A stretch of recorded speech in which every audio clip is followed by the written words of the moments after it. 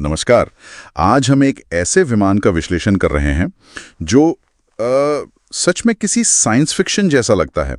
B-2 spirit, इसे B-2 stealth bomber भी कहते हैं। हाँ बिल्कुल।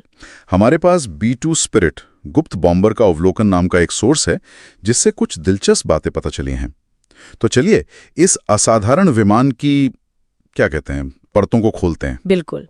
इसकी सबसे मशहूर बात तो यही है कि ये लगभग गायब हो जाता है, अदृश्य। हाँ, मतलब इसे लो ऑब्जर्वेबल या कम दिखने वाली स्टील्थ तकनीक कहते हैं। असल में ये पूरी तरह गायब नहीं होता, जाहिर है। अच्छा। पर रडार पर इसे पकड़ना बेहद मुश्किल हो जाता है। आप सोच सकती हैं जैसे कोई छोटा पक्षी हो रडार स्क्रीन पर, या शायद उससे भी कम। अरे वाह, ऐसा कैसे मुमकिन होता है? ये इसके अनोखे फ्लाइंग विंग डिजाइन की वजह से है। मतलब इसमें वो सीधी खड़ी पूंछ या ढांचा नहीं होता जो आम जहाजों में होता है। तो रडार तरंगों को टकराकर वापस जाने के लिए कम कोने और सतहें मिलती हैं। वो बिखर जाती हैं एक तरह से।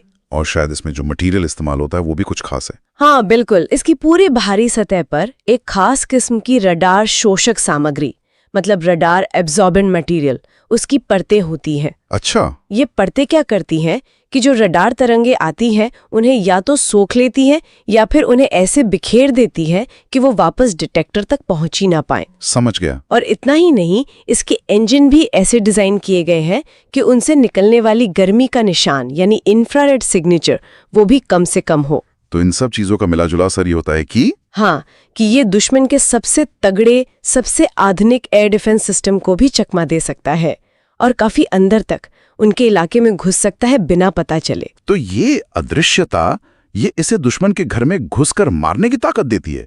लेकिन सिर्फ छिपना ही काफी तो नहीं, ये असल में कर क्या सकता है? हथियार वगैरह? हाँ, वो भी बहुत प्रभावशाली है। इसकी मारक क्षमता जबरदस्त है। ये करीब 18,000 किलोग्राम तक के हथियार ले जा सकता है। 18,000 किलो? हाँ, इसमें पारंपरिक बम तो है ही, जैसे वो जीपीएस से चलने वाले JDAM बम होते हैं ना। हाँ, जो एकदम सटीक निशाना लगाते हैं। बिल्कुल, वो तो है ही। लेकिन सबसे अहम बात, ये परमाणु बम भी ले जा सकता है। B-61 और B-83 जैसे न्यूक्लियर वेपन्स। परमाणु बम भी? जी हाँ।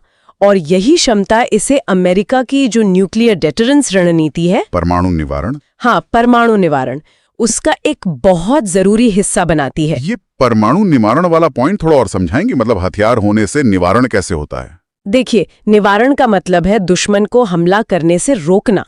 और ये तब होता है जब दुश्मन को पता हो कि अगर उसने हमला किया तो उसे जवाब में बहुत भारी नुकसान उठाना पड़ेगा। ओके।